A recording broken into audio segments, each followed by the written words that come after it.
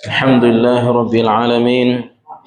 Salatu wassalamu ala nabiyyina Muhammadin wa ala alihi wa ashabihi ajma'in, amma ba'd.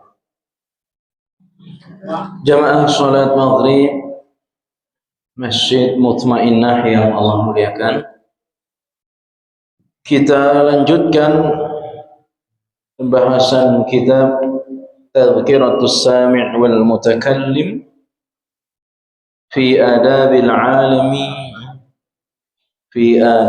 alimi wal muta'allim. Kita telah selesai membahas halaman 23. Ini pasal tentang adab-adab orang yang berilmu terhadap dirinya.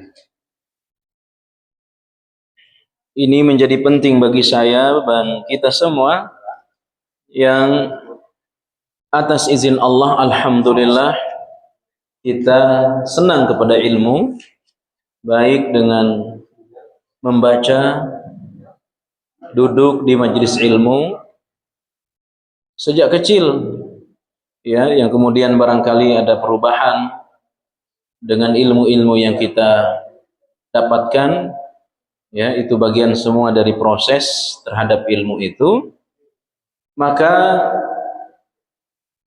kita harus beradab terhadap ilmu yang kita miliki. Ya, kita harus beradab terhadap ilmu yang didapatkan.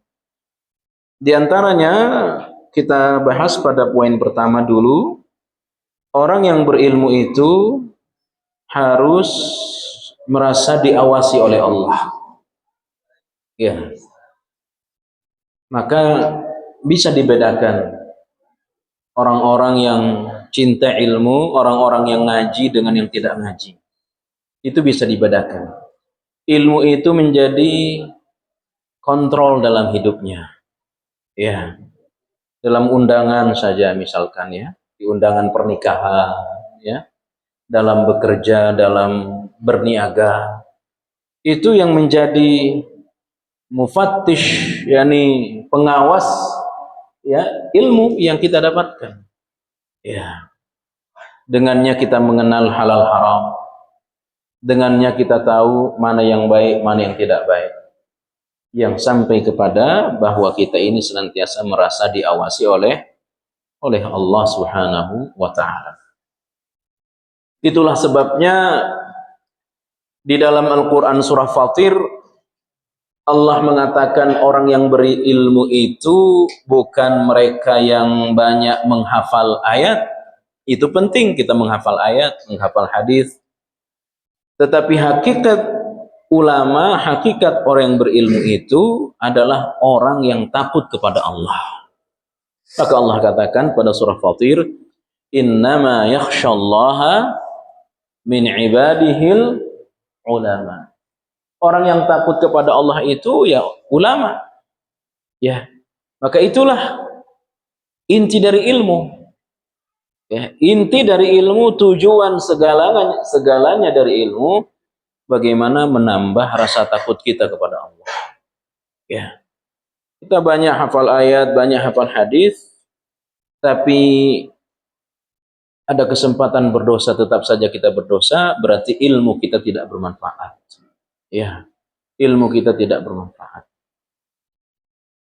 Maka kita harus berwibawa terhadap ilmu, baik dalam keadaan tertutup maupun dalam keadaan terbuka. Ya, ini coba dibedakan.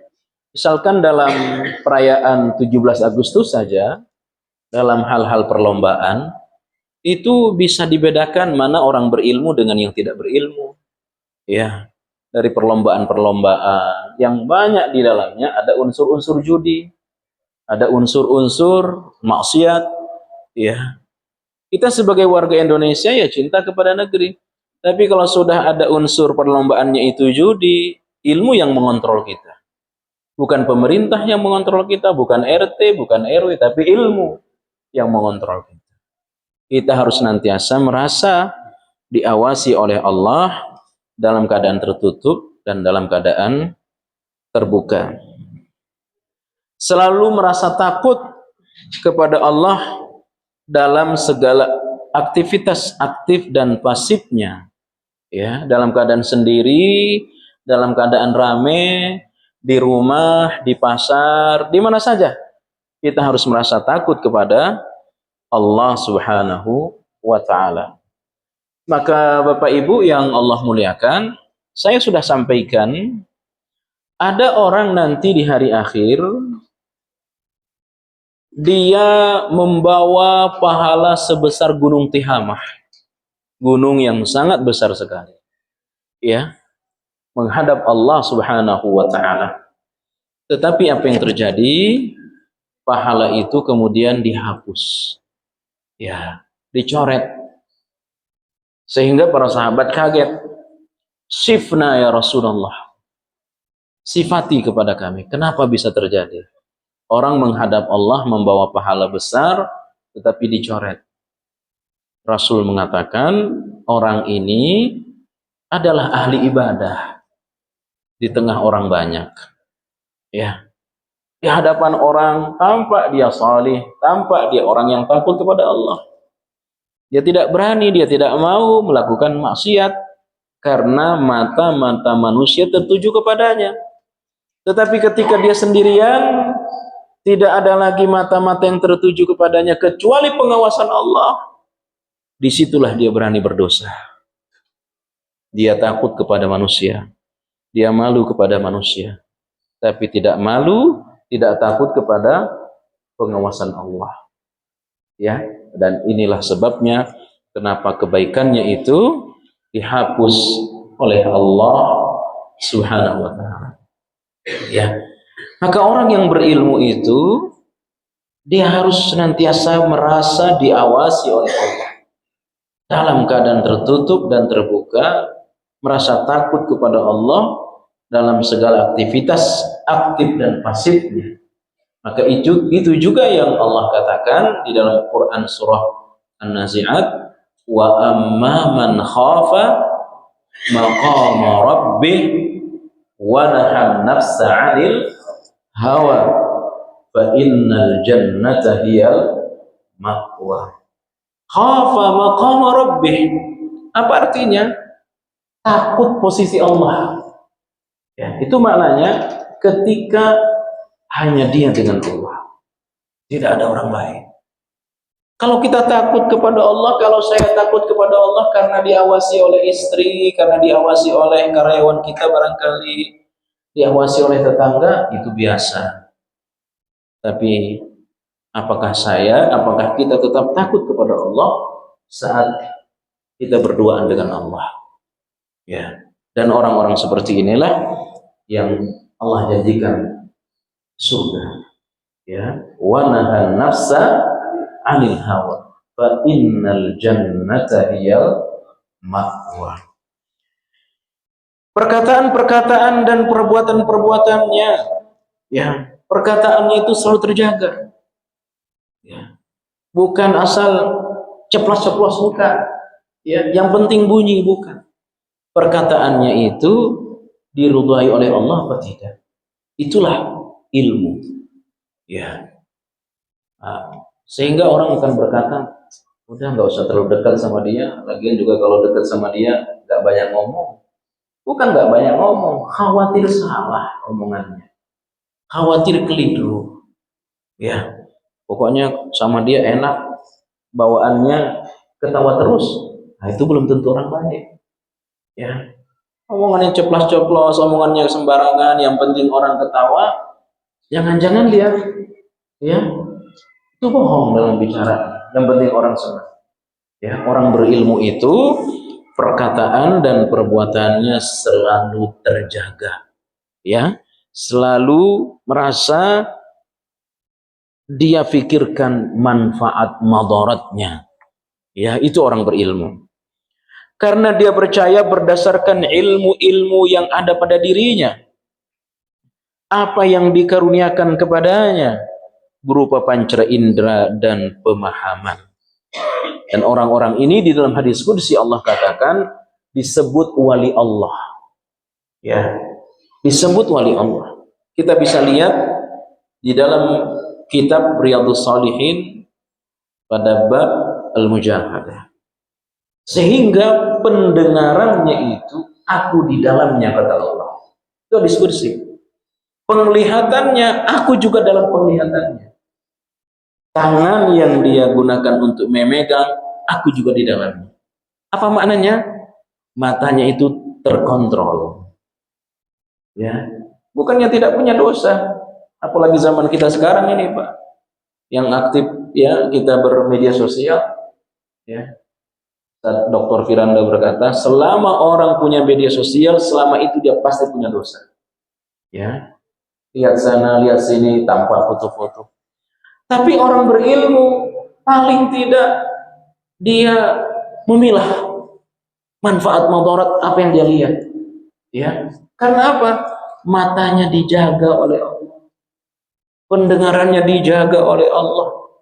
Ya, itulah ya asar pengaruh dari ilmu.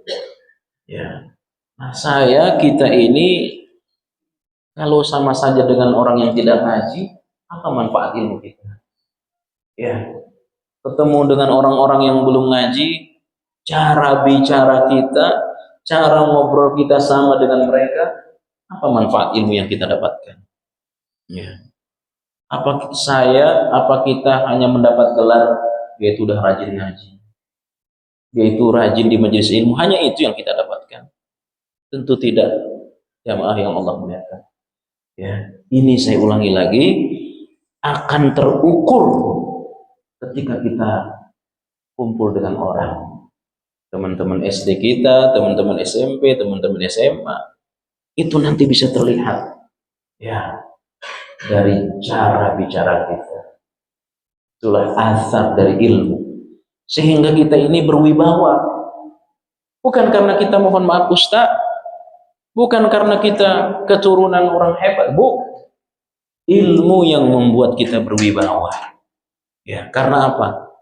Hati-hati dalam berkata, hati-hati dalam berbicara. Allah katakan Al-Anfal 27, la takhunu Allah war rasulah wa takhunu amanatikum wa antum ta'lamun. Janganlah kalian mengkhianati Allah dan Rasul, dan janganlah kalian mengkhianati amanah-amanah yang dipercayakan kepada kalian. Dalam tafsir, apa yang disebut dengan amanah itu ilmu. Ya. Ilmu yang Allah berikan kepada saya, ilmu yang Allah berikan kepada kita, ini amanah. Ya. Ini amanah. Dan kita mendapatkannya susah. Ya. Kita harus duduk di majelis ilmu, kita harus baca. Ya.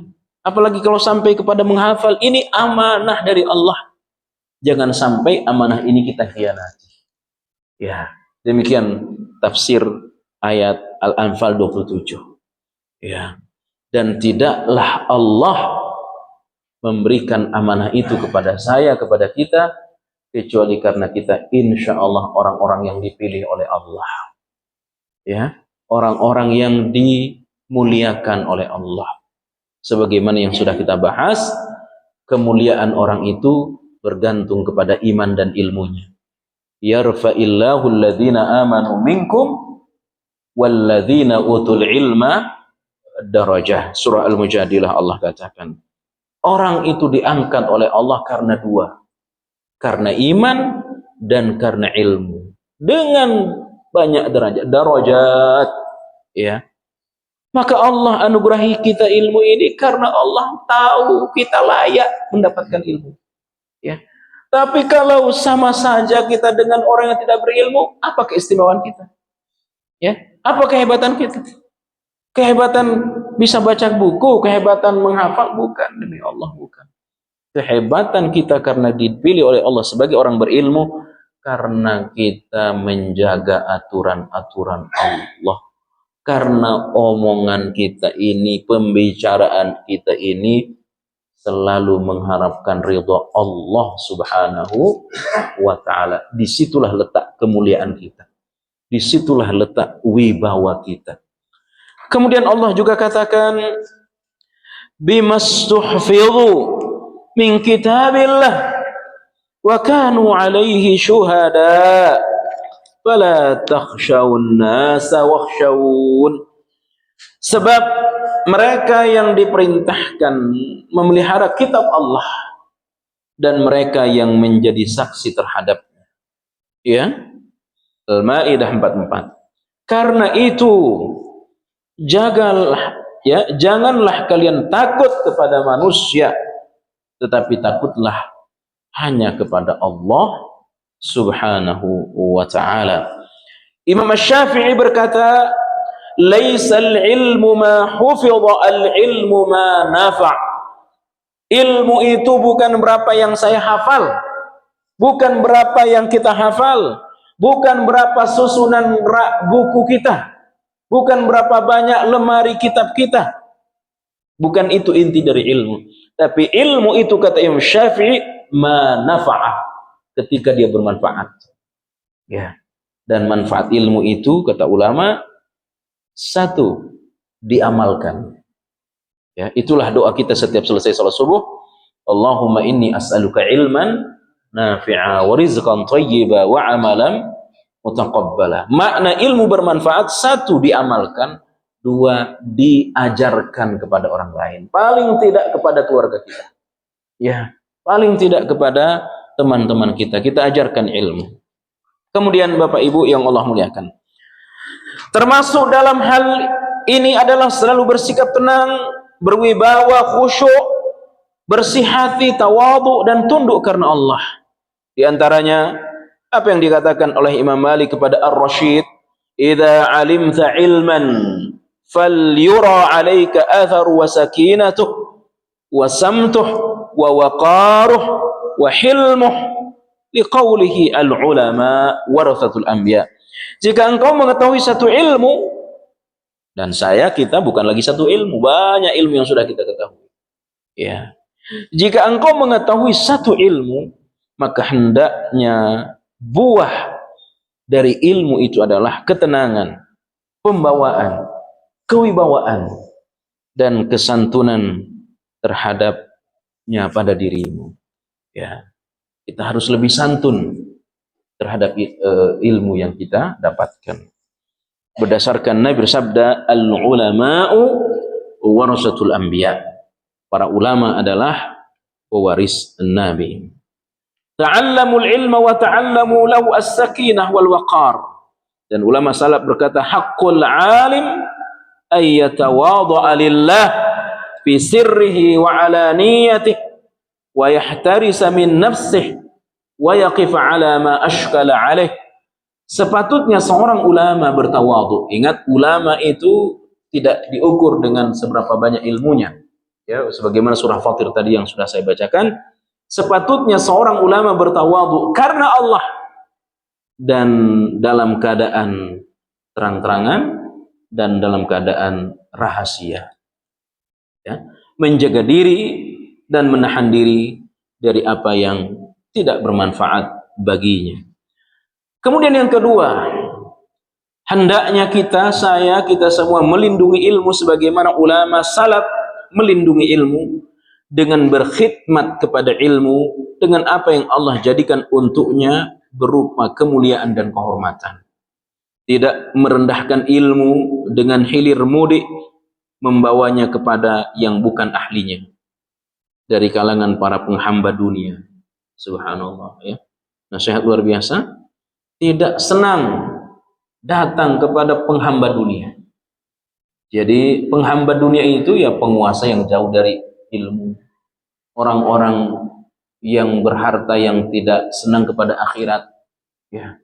Jadi siapa yang dikarunia ilmu oleh Allah, dia tidak senang kepada penguasa yang jauh dari Allah. Dan dia tidak senang kepada orang kaya yang jauh dari Allah. Itu namanya ubadud dunia, penghamba-penghamba dunia. Ya, penghamba-penghamba dunia. Mereka tidak merendahkan ilmu dengan hilir mudik, ya, membawanya kepada bukan ahlinya, dari kalangan ubadud dunia, penghamba dunia. Nabi sebut dalam hadisnya itu, ta'isa abdu dinar, ta'isa abdu dirham. celaka hamba dinar, celaka hamba dirham. Ya, yakni istilah di dalam buku ini ubadud dunia, penghamba dunia. Nah, kita yang dikaruniai ilmu oleh Allah menjaga jarak dengan mereka.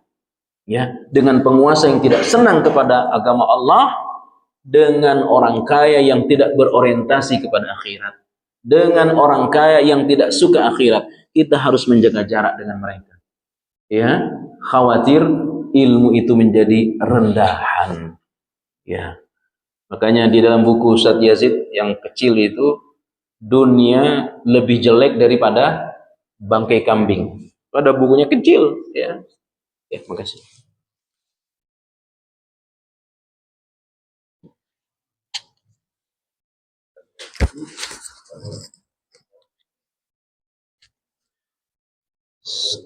Saya nasihatkan untuk kita baca buku itu. Dunia lebih jelek daripada bangkai kambing. Ya. Bapak Ibu yang Allah muliakan, terhadap para penghamba dunia, ubadud dunia, tanpa alasan darurat, tanpa ada hajat dan kebutuhan. Ya. Kalau bukan untuk menasihati para penguasa, tidak senang mereka kepada penguasa. Itu orang berilmu. Ya. Makanya saudara, Bapak Ibu yang Allah muliakan, ya, Imam Malik, guru Imam Asy-Syafi'i, itu disebut dengan Imam Darul Hijrah. Ya, imam para ulama di Madinah. Dia diundang oleh raja untuk datang ke istana. Tujuannya apa? Ngajar ilmu hadis, kitab Muwatta. Kitab Muwatta itu ditulis oleh Imam Malik, guru Imam Syafi'i. Imam Syafi'i datang mau belajar, kata Imam Malik, kamu belum sampai umur, masih kecil. Kemudian Imam Syafi'i pulang, belum seminggu dihafal oleh Imam Syafi'i. Imam kitab Muwatta namanya. Nah, raja punya dua anak laki-laki, cinta kepada ilmu. Dia undang Imam Malik untuk ngajar hadis ke istana. Apa kata Imam Malik? Ilmu didatangin, bukan datang. Subhanallah, ya. Kalau mau belajar, suruh anakmu datang ke rumah saya, bukan saya datang ke istana. Itu kata Imam Malik. Ya, jangan-jangan saya bicara seperti ini karena belum pernah ada tawaran aja ini. Ya, belum ada tawaran dari penguasa. Ya, itu Imam Malik. Begitu hormatnya kepada ilmu. Takut diatur-atur oleh penguasa. Ya, kalau mau suruh datang anakmu ke rumah saya, dengan rumah yang sangat sederhana. Imam Malik, guru Imam Syafi'i. Saya nggak mau datang. Padahal tujuannya anaknya itu cinta kepada ilmu. Bapaknya juga cinta ilmu. Ya, tapi saya ulangi lagi, ilmu yu'ta wala ya'ti. Ilmu itu didatangin, bukan ilmu yang datang. Maksudnya, suruh anakmu ke rumah saya belajar hadis. Bukan saya yang datang ke istana. Itu zaman dulu. Gak tahu sekarang. Ya, diundang ke istana senang pula kita ini. Ya, Bapak Ibu yang Allah muliakan. Kecuali ada alasan darurat, ada hajat membutuhkan, ya, baru berdekatan dengan penguasa, baru berdekatan dengan orang-orang kaya. Alasan darurat, alasan terpaksa.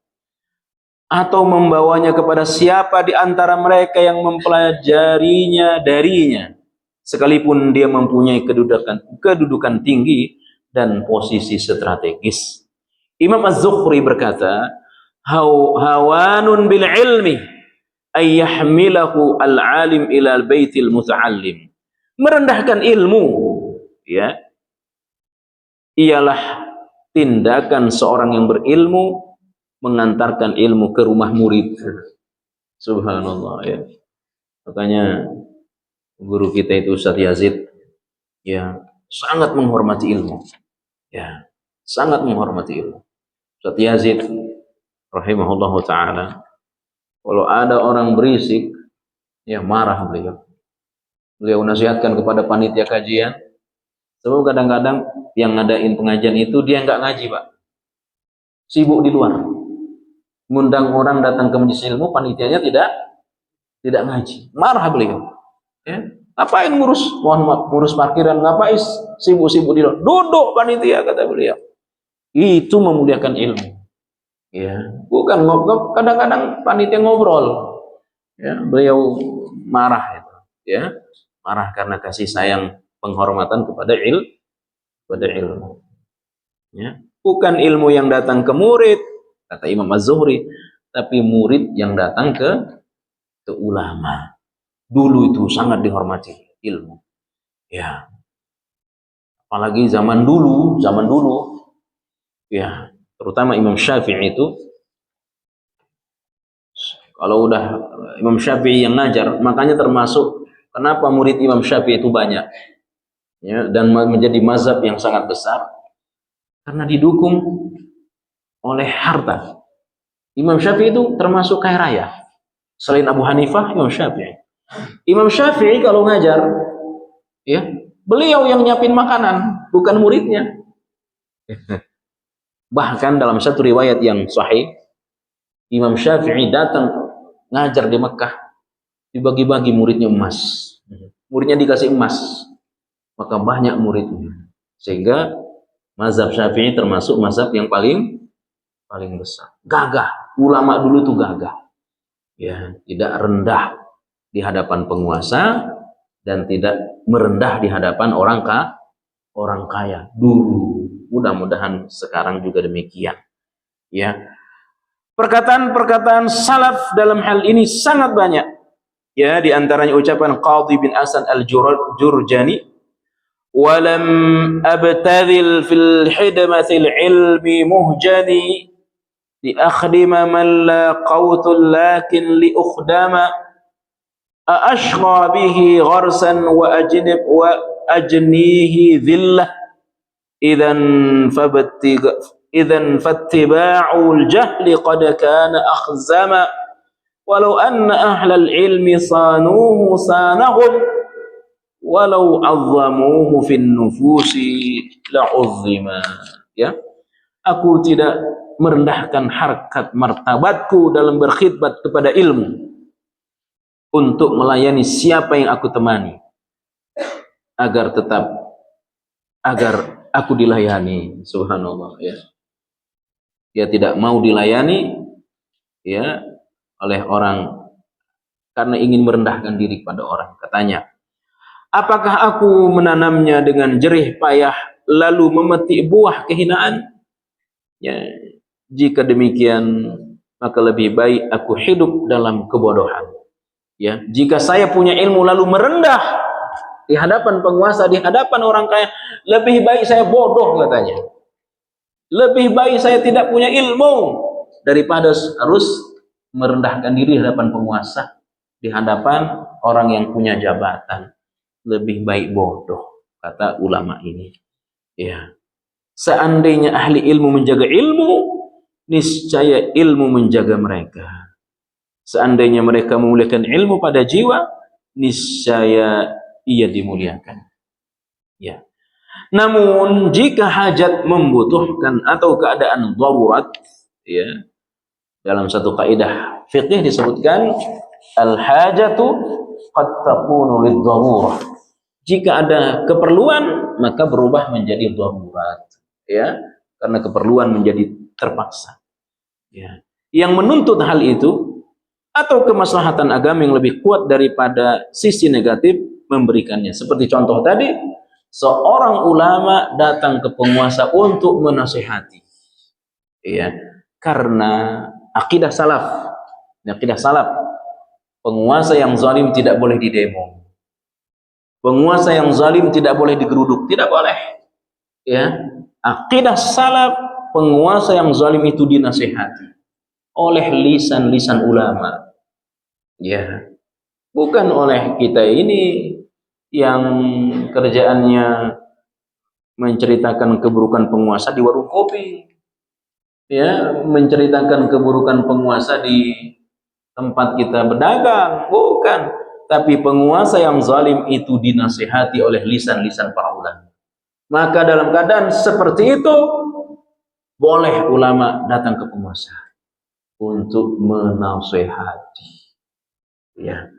Dan itulah kenapa Umar bin Khattab, ya, marahnya turun dinasihati ulama, ya.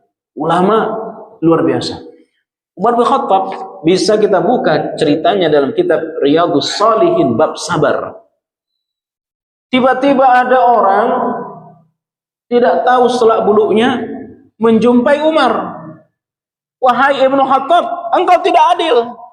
Ya, engkau tidak adil dalam memberikan hak dan hukuman yang kau tegakkan itu tidak benar. Maka Umar marah. Dia mau pukul orang itu. Saking marahnya Umar.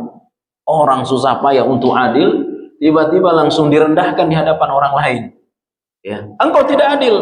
Manusiawi Umar marah. Ya, tetapi marah Umar menjadi turun karena nasihat ulama. Ya, dibacakan ayat kepada Umar Ibn Khattab, khudhil afwah wa'mur bil urfi wa'rid anil jahilin. Jadilah orang yang suka memaafkan, ya, hindari orang bodoh. Dia berkata itu, wahai Umar, itu karena dia bodoh, ya. Ngapain orang bodoh diladeni, ya? Maka Umar tidak jadi pukul itu orang, ya. Itulah peran ulama. Dia mendekat ke penguasa untuk menasehati, ya. Ini namanya darurat, terpaksa. Jika penguasanya zalim, bukan datang demo, bukan, itu bukan ajaran salaf, ya, bukan ajaran ahlus sunnah, ya. Demo nggak ada perubahan, Pak, nggak ada perubahan, tapi nasihat-nasihat para ulama, ya. Bapak Ibu yang Allah muliakan, ditambah lagi berangkatnya itu niat baik lagi lurus, ya, niat yang lurus. Dan ini ulama-ulama Hanif, ulama-ulama lurus. Karena ulama itu kata Ibnu Qayyim ada dua. Ulama itu ada dua. Ada ulama baik, ada ulama buruk. Ya, ulama salih dan ulama su'. Itu istilah Ibnu Qayyim. Ada ulama baik, ada ulama jahat. Sama-sama punya ilmu. Ya, bahkan bisa jadi dia lebih banyak hafal hadis. Tapi istilah Ibnu Qayyim ulama su', ya, yang mengajak orang masuk neraka. Banyak hafal hadis. Istilah Nabi, du'atun ala babil jahannam. Dai, ulama yang mengajak jamaah ke pintu neraka. Itu istilah Ibnu Qayyim. Ya. Tapi ini ulama soleh. Meskipun dia datang kepada penguasa, tetap berangkat dari niat yang lurus dan tidak akan pernah tergoda dengan proyek-proyek, tidak akan pernah tergoda dengan apa ini, dengan ya iming-iming, ya. Karena bisa jadi, ya, saya ulangi lagi, ini saya ketahui ilmunya, saya baca ayat hadis-hadisnya, ya, tapi kalau juga dikasih kesempatan kita nggak tahu juga seperti apa nanti. Makanya kita berlindung, mudah-mudahan, ya, tidak terjerumus seperti itu, ya. Demikian juga pihak yang ilmu dibawa kepadanya memiliki derajat yang tinggi dan bermartabat yang mulia dibanding ilmu dan zuhud. Maka mengapa hilir mudik mendatanginya untuk memberi faidah, ya, jadi untuk memberikan manfaat. Maka dia datang kepada penguasa, dia datang kepada orang kaya, ya, untuk memberikan manfaat, ya, memberikan nasihat kepada mereka. Sufyan Ats-Tsauri ini tabi'in, ya. Sufyan Ats-Tsauri datang kepada Ibrahim bin Adham dan memberinya faidah. Ibrahim bin Adham ini juga ulama dari kalangan tabi'in. Dua-duanya ulama, ya, Sufyan Ats-Tsauri dan Ibrahim bin Adham, ya. Abu Ubaid datang kepada Ali bin Al-Madini untuk mengabarkan kepadanya kosakata yang asing di dalam hadis. Umar bin Abdul Aziz pernah mengundang para ulama ke istana. Ya. Dikirimin surat ulama-ulama masyhur zaman itu. Dan ulama datang ke rumah Umar bin Abdul Aziz. Lalu ketika ulama ini datang berkumpul di rumah atau di istana Umar bin Abdul Aziz, apa yang mereka lakukan? Satu persatu disuruh oleh Umar bin Abdul Aziz, kamu bercerita tentang hari akhir. Keluarkan semua ayat dan hadis tentang hari akhir yang kamu ketahui. Lalu dicerita. Selesai satu, yang kedua, lakukan hal yang sama. Cerita tentang hari akhir. Bacakan ayat, bacakan hadis tentang hari kiamat. Begitu seterusnya. Sampai apa yang terjadi? Umar bin Abdul Aziz menangis dan semua ulama yang berada di sekitar Umar bin Abdul Aziz semuanya menangis. Seolah-olah di hadapan mereka ada jenazah yang sedang mereka tangisi. Ya, begitulah kemuliaan para ulama tempo dulu. Mereka diundang datang ke istana membicarakan hari kiamat, membicarakan hari akhir. Maka Umar bin Abdul Aziz menangis, lalu diikuti oleh para ulama, seolah-olah di hadapan mereka ada jenazah yang mereka tangisi. Ya, ini diceritakan oleh Imam Qurtubi dalam kitabnya At-Tazkirah fi Ahwalil Mauta wa Umuril Akhirah. Ya, itulah gagahnya para ulama tempo dulu. Ya, Bapak Ibu yang Allah muliakan. Ya. Di Saudi juga begitu sekarang. Saudi itu ada ulama. Ya, ada ulama seperti Syekh Fauzan. Syekh Fauzan itu terkenal oleh yang memfitnah ulama kerajaan. Ya, ulama kerajaan. Padahal bukan. Ya, Syekh Fauzan itu ya, sekarang masih hidup. Yang menulis kitab Tauhid jilid 1, 2, 3, saya sarankan kita punya bukunya. Syekh Fauzan itu bapak ibunya kaya raya. Ya, kaya raya. Tapi dia tinggalkan ya kekayaan itu demi untuk menyibukkan diri untuk ilmu. Sampai menulis banyak buku. Ada buku yang bagus namanya Minhatul Alam. Ada sekitar 12 jilid. Ya, ada 12 jilid. Harganya itu kurang lebih 3 juta, 2 juta lebih harganya. Jadi kalau untuk cari kekayaan, ngapain Syekh Fauzan? Orangnya masih hidup sampai sekarang. Ya. Tapi oleh orang-orang yang suka memfitnah itu disebut ulama kerajaan. Ya. Karena apa? Saudi itu ya insya Allah terus di atas tauhid karena dikelilingi para ulama. Ya. Bapak Ibu yang Allah muliakan. Kemudian yang ketiga, yakni zuhud, ya. Hendaknya orang yang dikaruniai ilmu oleh Allah seperti saya, kita semua ini yang kita ngaji sejak kita kecil, ya, sampai sekarang kita ngaji, pasti kita punya ilmu. Ya, adapun tingkatannya berbeda-beda. Ada yang ilmunya banyak, ada mungkin yang menengah, ada mungkin mohon maaf yang ilmunya sedikit. Kita punya tugas yang sama terhadap ilmu. Di antaranya yang berikutnya ketiga, zuhud. Ya. Hendaknya menghiasi diri dengan akhlak zuhud terhadap dunia. Ya, meminimalkan namanya taqsir dalam bahasa Arabnya, diri dari sebisa mungkin.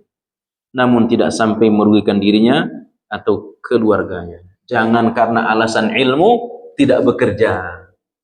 Jangan karena alasan dakwah, mohon maaf, akhirnya keluar kemana-mana 6 bulan. Akhirnya keluar kemana-mana 1 tahun. Mohon maaf, pulang-pulang keluarga sudah tumpuh hutang. Kenapa? Alasan ilmu, alasan dakwah. Ini nggak benar secara syariat. Ya. Karena bekerja bagian daripada ibadah. Ya.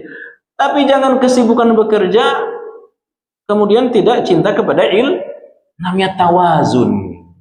Tawazun apa? Seimbang. Ya. Menuntut ilmu iya, kerja juga iya.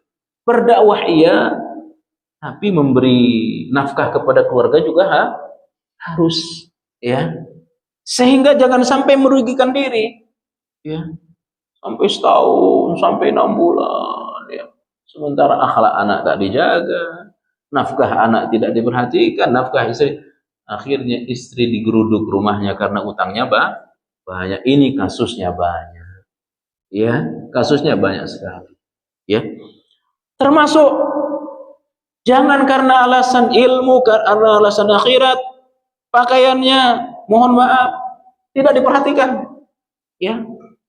Datang seorang sahabat kepada Rasulullah SAW, pakaiannya lusuh, pakaiannya mohon maaf compang-camping.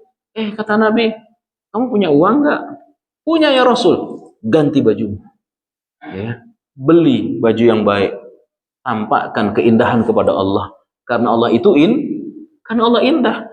Jadi orang zuhud itu bukan berarti, ya, menampak-nampakkan diri dengan kesederhanaan. Bisa jadi itu tercela, biar dianggap zuhud.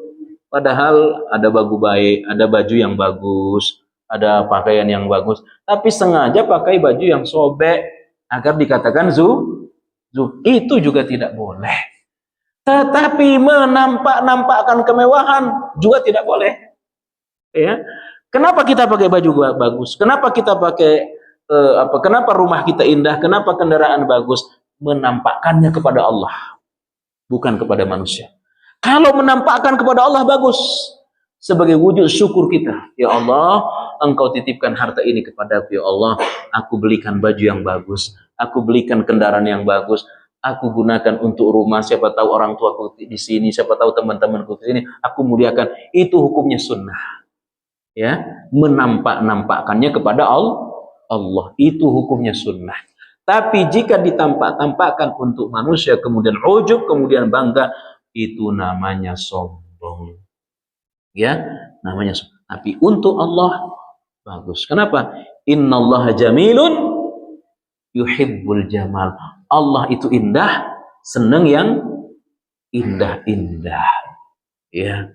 Bapak Ibu yang Allah muliakan. Jadi jangan sampai alasan zuhud merugikan diri kita, merugikan keluarga, ya.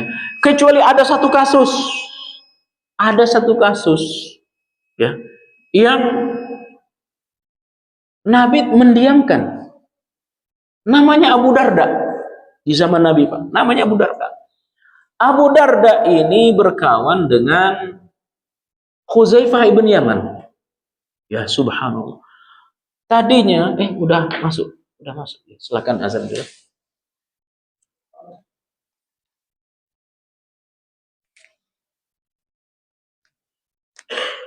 Bapak Ibu, ada kisah sahabat namanya Abu Darda. Abu Darda ini tadinya dia kafir, punya Tuhan sendiri. Sehingga Tuhan itu dia gantung di rumahnya. Ya, dulu tuh Tuhan banyak sekali. Bahkan di Ka'bah itu ada 7 Tuhan yang digantung di Ka'bah. Abu Darda, karena dia berkawan karib dengan Hudzaifah bin Yaman, maka Hudzaifah bin Yaman datang ke rumahnya, dihancurin Tuhannya, ya, dan dia tidak marah karena temannya, ya, karena teman. Akhirnya dia dapat hidayah masuk Islam. Tadinya dia pedagang, pengusaha, ya, punya perabot. Setelah dia masuk Islam, dia tinggalkan semua itu. Dia tinggalkan semua, fokus akhirat, ya. Suatu hari kawan dekatnya, siapa tadi, Hudzaifah ibn Yaman, datang ke rumahnya dengan pakaian lusuh, ya, rumahnya kacau lah, ya. Lalu tanya kepada istri Abu Darda, itu kenapa Hudzaifah? Tahu tuh kawanmu udah nggak ada selera dunia, bahkan dia tidak mendatangiku lagi, katanya. Dia tidak mendatangiku lagi karena dia sibuk, dia sibuk dengan urusan akhirat, ya. Tapi kemudian dia ditegur oleh Hudzaifah ibn Yaman. Artinya apa? Ya,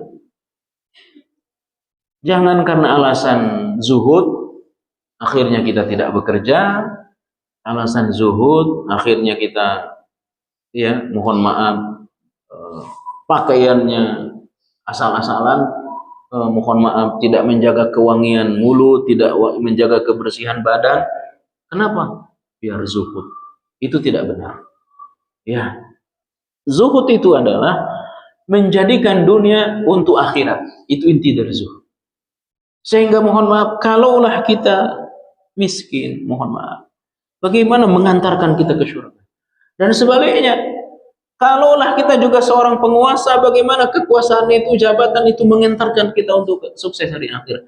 Kalaulah Allah amanahkan kita harta, bagaimana harta itu untuk mensukseskan kita di hari akhir? Itulah inti dari zuhud.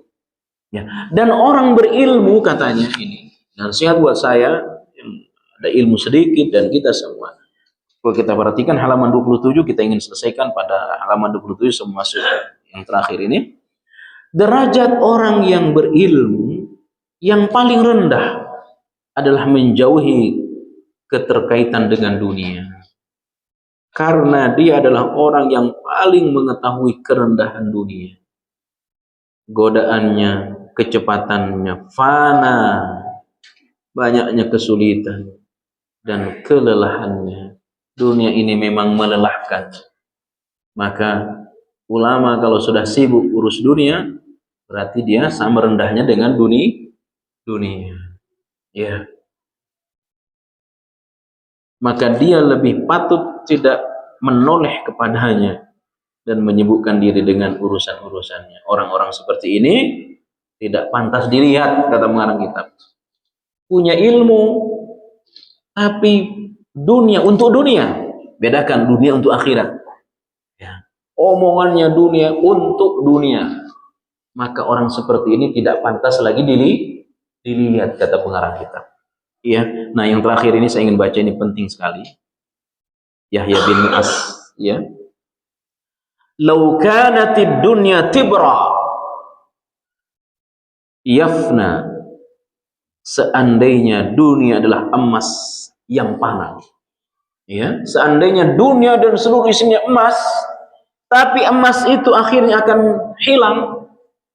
Wal akhiratu khazafan yabqa, sementara akhirat itu adalah tanah liat tapi kekal. Ya, apalah artinya tanah liat dibanding emas? Coba perhatikan, ini nasihat buat saya, buat kita semua. Seandainya dunia ini emas, ya, semua dunia ini isinya emas, tapi emas itu akan hilang. Dan akhirat itu adalah apa tadi? Tanah liat. Ya, tanah liat ini dulu ada manfaatnya, dijadiin apa ini? Dapur. Sekarang kan mohon maaf, sudah nggak berharga. Orang-orang kampungnya sekarang udah pakai kompor gas, ya. Tapi tanah liat itu abadi, maka orang pintar akan memilih apa? Tanah liat. Ya. Apa artinya?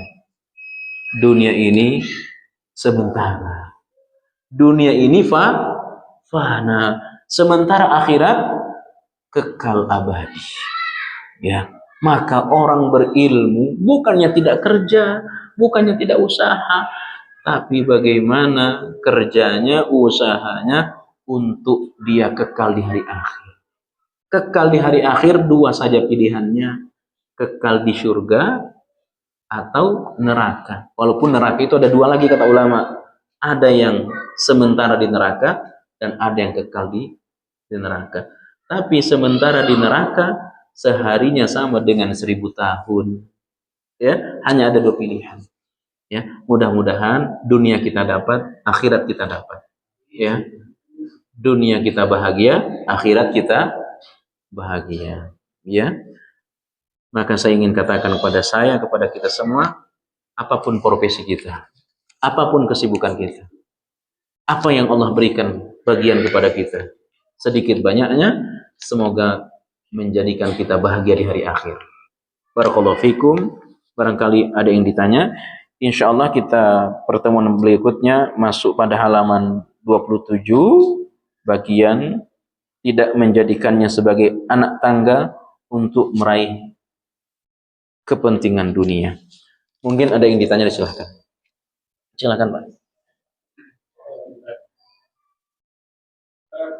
dengan ulama Ustaz di Indonesia ini, siapa ulama Ustaz?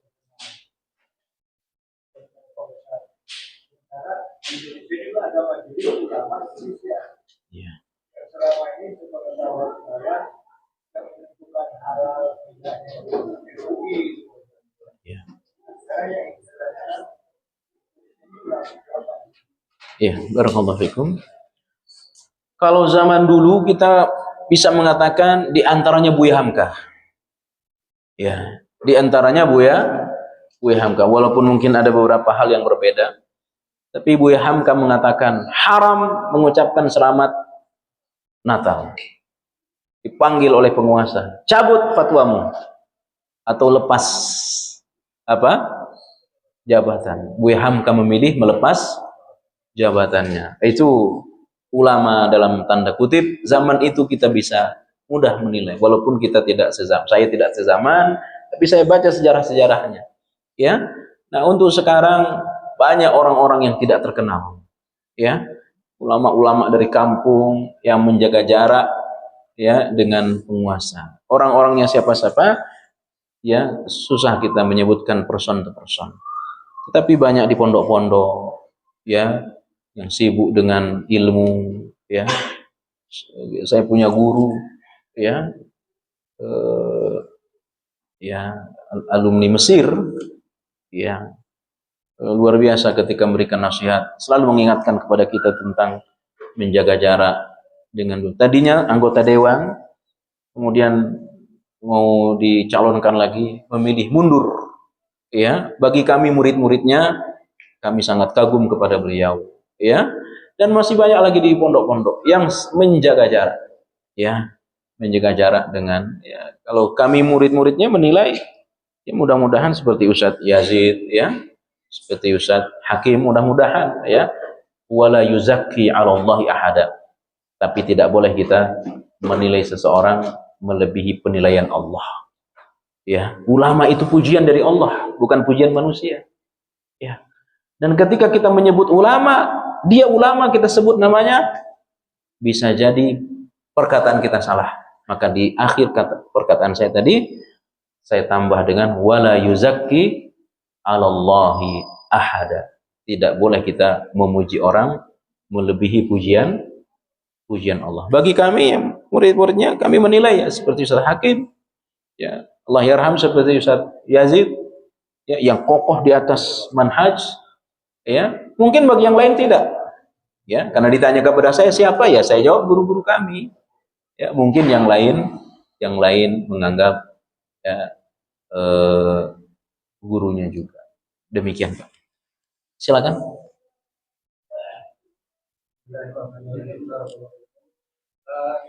Kalau memang tidak mau mendatangi tanam ilmu, tapi bagaimana kalau ini ada perkataan Ustaz di apa boleh anda kembali? Gak usah. Jangan. Beliau itu bilang yang boleh mendatangi apa Ustaz atau ulama mendatangi rumah itu cuma mengajarkan tasbih dan lebihnya dia ke majelis karena kaidahnya tidak mendapatkan tanda-tanda surga segala macam. Ya. Nah, bagaimana pendapat kita kalau ada yang tentang rumah tapi bukan pembahasan tasbih atau kita lain. Ya. Barakallahu fikum. Memang kalau disebut raudhatun min riyadhil jannah, itulah masjid. Ya.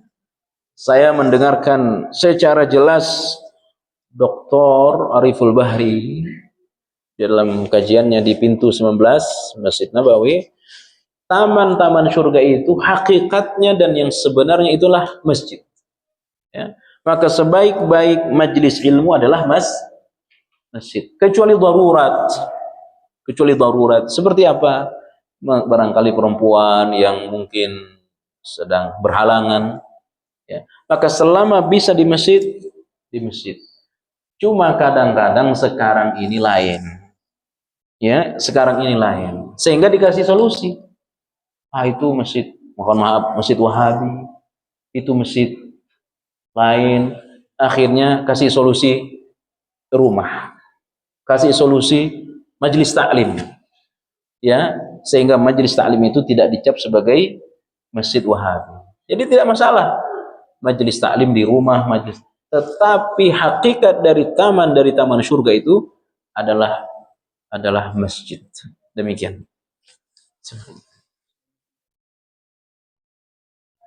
Kita tahu ada yang dia ahli tauhid, ahli muslim, ahli sunnah, ada sikap pertengahan